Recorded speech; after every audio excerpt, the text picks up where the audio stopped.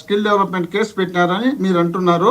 మరి ఆ కేసు పెట్టినప్పుడు భార్యాభర్తలు ఇద్దరు కదా, భార్యాభర్తలు ఇద్దరు అయినప్పుడు వాళ్ళిద్దరు వ్యాపారస్తులే కదా, వాళ్ళిద్దరు కూడా ఒక ప్యాలెస్ కట్టుకున్నారు కదా ఇక్కడ హైదరాబాద్ లో. ఆ ప్యాలెస్ లో వాళ్ళు కూర్చొని రాజకీయాలు చేసింటారు కదా. ఆ రాజకీయాలు చేసినప్పుడు మరి ఆయమను కూడా ఇరికేయచ్చు కదా.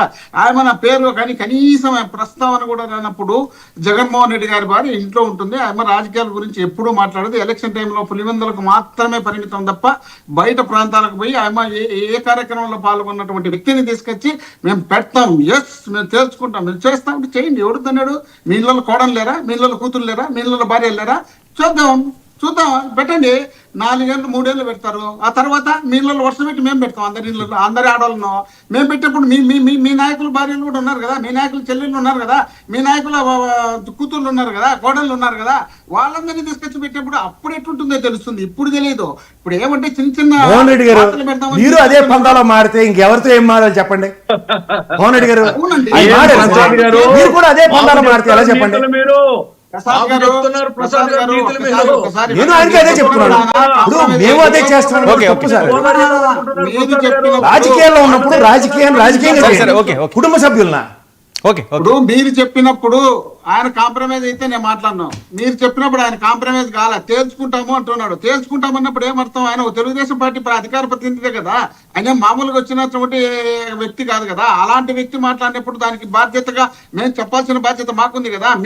మీ భువనేశ్వరమ్మ మీకెంత ముఖ్యమో మా బాధ్యత కూడా మా గుండెల్లో మేము పెట్టుకుంటాం. మా బాధ్యతను దేవతలుగా ఆరాధిస్తాం. మా బాధ్యతను మీ ఇష్టం వచ్చినట్టు మీరు మాట్లాడినప్పుడు, మీరు చేసేటప్పుడు మీరైతే మీకు మాత్రమే ఆడవాళ్ళు తిన్న కనపడతారు, మా వాళ్ళు మాత్రం ఆడవాళ్ళు తిన్నే కనపడరు. మరి అది ఎందుకు కనపడరో ఏమో, మరి మీకు ఏం కళ్ళకు కట్టింటారో అది ఎందుకు ఆ విధంగా వస్తుందో మాకు తెలియదు. కానీ మీ వాళ్ళని మాట్లాడినప్పుడే ఏదైనా కేసులు పెట్టినా, లేక వల్గర్గా మాట్లాడినా, లేక సోషల్ మీడియాలో ఏదన్నా పెట్టినా అది మీ వాళ్ళకి మాత్రమే సీరియస్గా వస్తుంది. మా వాళ్ళు మాట్లాడినప్పుడు ఎవరు రాదు. మీ వాళ్ళు మాట్లాడి కుటుంబాల్లో రోడ్ల మీదకి వచ్చి దండాలు వేస్తారు, రాస్తారు, ఒకరు చేస్తారు, ఇంకోటి చేస్తారు. అది మీ వాళ్ళల్లో మీకు ఏదైనా కొంచెం వ్యతిరేకం ఉన్నటువంటి వ్యక్తులను మీ నీచంగా, చీప్గా, దరిద్రంగా మాట్లాడినా కూడా దాంట్లో గురించి కనీసం మాట్లాడరు. లోపలికి పిలిచి వాళ్ళకి సన్మానం చేసి వాళ్ళకి సెల్యూట్ చేసి పంపించారు. ఎందుకంటే మీలాంటి వాళ్ళు మాకు కావాలా, ఇలాంటి వాళ్ళు ఉంటేనే మాకు శత్రువులు తగ్గిపోతారు. ఆ తగ్గిపోవడానికి మీలాంటి వాళ్ళు మా శత్రువుల భార్యలు కానీ వాళ్ళ కుటుంబ సభ్యులు కానీ తిట్టండి అని చెప్పి ఎంకరేజ్ చేస్తారు. మీరు బయటకేమో నీట్ గా కనపడతారు. కాబట్టి మీరు మీ ఇష్టం వచ్చినట్టు చేసుకొని మీరు పరిపాలన చేసే విధానంలో ఫెయిల్ అయినారు. కాబట్టి మీరు అనుకున్నట్టు మీకు కూటమి ఇంకోటి ఆ కూటమి అంతా మొత్తం సపోర్ట్ చేస్తుంది. మాకు రిజైన్ చేస్తే మేము మొత్తం వచ్చి ప్రచారం చేసి గెలుస్తారంటున్నారు. కూటమే ఇప్పుడు జరుగుతుంది. ఏబీవీపీ వాళ్ళు నేను మెడికల్ కాలేజీలకు వచ్చి దండాలో పాల్గొన్నారు. రాష్ట్రం మొత్తం అట్టుడికి పోయే రాష్ట్రాన్ని మీరు దాన్ని కాపాడనయ్యా బాబు అంటే జగన్మోహన్ రెడ్డి గారి మీదకి దాడులు చేస్తామంటారు. ఆ యూరియా లేక రోడ్ల పైన రైతులు వచ్చి నోరు కొట్టుకుంటున్నారు. అయ్యా మాకు యూరియా ఇవ్వండి, మేము ఇంత ఇబ్బంది పడుతున్నాం. 5 సంవత్సరాలు జగన్మోహన్ రెడ్డి గారు ముఖ్యమంత్రిగా ఉన్నప్పుడు ఏ ఒక్క రోజు కూడా ఆ యూరియా పంచాయతీ రాలేదు. ఈ రోజు యూరియాను మీరు క్రియేట్ చేసిన దాన్ని ఆ విధంగా క్రియేట్ చేసి మాకు ఇబ్బందులు పెడుతున్నారు. ఈ ఇబ్బంది నుండి కాపాడండి ఆ బాబు అని మొత్తుకుంటే దానిపైన ఏదైనా ఒక సమీక్ష పెట్టి మీటింగ్లు పెట్టి చేయాల్సిన బాధ్యత మీ పైన ఉండేది. దాన్ని వదిలిపెట్టేసి మొన్న కలెక్టర్ల మీటింగ్ అంటారు. కలెక్టర్ల మీటింగ్ లో మీరు నిష్పక్షపాతంగా ఉన్నట్టు మీరు నిజాయితీగా చేయండి, మీరు మంచిగా చేయండి. మీరు పులివెందుల లాంటి ఎన్నిక జరిగితే దగ్గర నుండి ఓటింగ్ చేయించండి. మీరు దగ్గర నుండి వేరే వాళ్ళ దొంగోటలను పెట్టుకొని దాన్ని కూడా మీరు ఫోటో పెట్టి బ్రహ్మాండంగా ఎన్నిక జరిపినామని చూపించుకోండి అని దీన్ని పెట్టుకుంటారు. ఈ విధంగా మీరు నడుచుకుంటున్నారు కాబట్టే మిమ్మల్ని జనం దూరం పెడుతున్నారు. కాబట్టే మిమ్మల్ని ఇంకా రాబోయే రోజుల్లో ఇంకా మరింత దూరం పెట్టాలని ఆలోచన. మోహన్ రెడ్డి అసలు భారతీ గారు పేరు రావడానికి కారణం ఏంటి? అనిల్ రెడ్డి కూడా లింక్స్ ఉన్నాయని ఏవో డొల్ల కంపెనీలు పెట్టారని ఈరోజు చూసారా మీరు?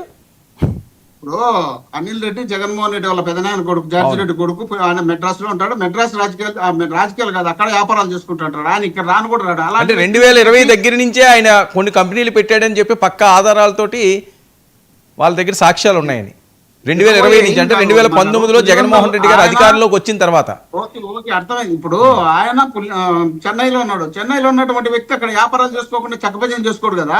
ఒక రాజశేఖర రెడ్డి లిక్కర్ దానికి సంబంధించండి డొల్ల కంపెనీలు ఆయన ఆధ్వర్యంలో లిక్కర్ దానికి సంబంధించి ఆయన చెన్నైలో ఉన్నాయండి, ముంబైలో ఉన్నాయండి. మనము ఎవరెవరు ఏమేమి తప్పులు చేసినారనడానికి మన దగ్గర ఏ ఆధారాలు లేకపోయినా క్రియేట్ చేసి చెప్తాం కదా. సిట్టే కదండి, కాదండి. ఇప్పుడు చెప్పేవన్నీ కూడా బయట పెడుతున్న ఆధారాలన్నీ కూడా సిట్టు, ఈడీఏ వాళ్ళు. సిట్టు మన చేతుల్లో సిట్ అంటుంది, స్టాండ్ ఉంటుంది. మనకు తెలియదు ఏముంది. సిట్టు మన చేతిలో లేదు.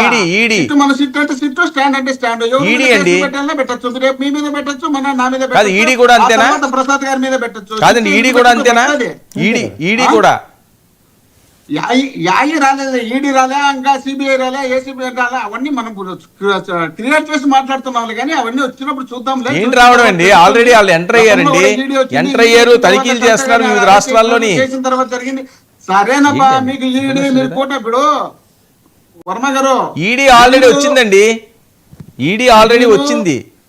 మీరు ఎన్నికల కమిషన్ చేతిలో పట్టుకొని కేంద్రం మీ కూటమి ద్వారా మీరు ఆడించినటువంటి ఆట ఆడించినటువంటి పెద్ద మనుషులు మీరు ఈడీనో సిబిఐ రాలేదు, అదే పెద్ద కష్టం కాదు, అది కూడా వస్తుంది. వచ్చే వచ్చిన తర్వాత ఏం చేస్తుందో చేయని చూద్దాం, అది కూడా చూద్దాం. మేమేం ఇక్కడ భయపడి పారిపోయే పరిస్థితుల్లో దేనికైనా రెడీగా ఉంటాం. 16 నెలలు జైల్లో పెట్టినప్పుడు ఆ రోజే చూసుకొని వచ్చినాడు. ఈ రోజు మీరు పెడతామంటే భయపడి పారిపోయే పరిస్థితుల్లో లేము.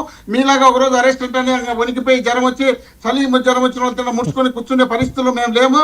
సరే, మీరు అరెస్ట్ చేస్తారంటారా, కేసులు కడతామంటారా, మీ ఇష్టం వచ్చింది చేయాలనుకున్నారా, ఏమేం చేయాలనుకుంటే చేయండి, చేస్తే తర్వాత తెలుస్తుంది కదా అది వాస్తవం ఎంత అవాస్తవం ఎంత, మీరు చేసిన తప్పేంది, మీరు ఆ తప్పుకు మీరు ఎంత పనిష్మెంట్ అని